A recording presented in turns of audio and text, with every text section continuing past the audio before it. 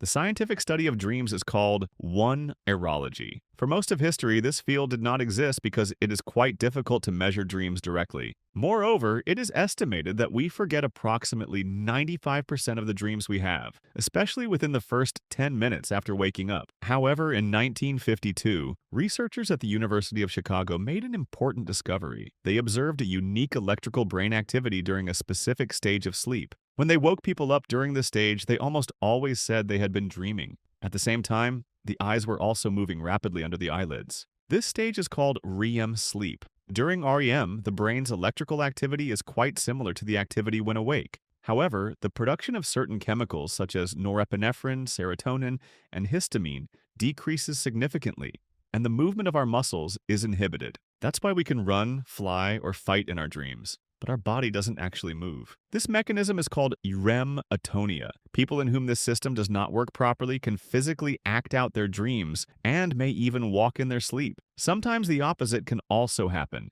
You wake up, your consciousness is fully alert, but you cannot move your body. This is called sleep paralysis. The exact opposite can also occur. You may realize that you are dreaming. This is called lucid dreaming. In a lucid dream, the person is aware that they are dreaming and can have a certain degree of control over their actions within the dream. Researchers found that when they deprived mice of REM sleep, the mice had serious difficulty remembering things. Similarly, in humans, sleep deprivation can severely impair memory performance. The relationship between memory and REM is not limited to this. When a person learns a new and difficult task during the day, for example, playing a new musical instrument, the electrical activity in their brain can be seen again during nighttime sleep. For this reason, many theories suggest that during sleep the brain organizes the memories formed during the day, strengthens important connections, and weeds out unnecessary information. According to this theory, the electrical signals arising from these processes that take place in the unconscious are perceived by our conscious brain. While our brain's cortex tries to make sense of these signals, it turns them into a story and a dream emerges. This may explain why dreams often appear strange, fantastic, and random. Dreams may not be secret messages sent to us by our brain. They may instead be a byproduct of a more important neurological process. However, other researchers believe that dreams serve a direct purpose. According to this view, the purpose of dreams may be to prepare us for threats.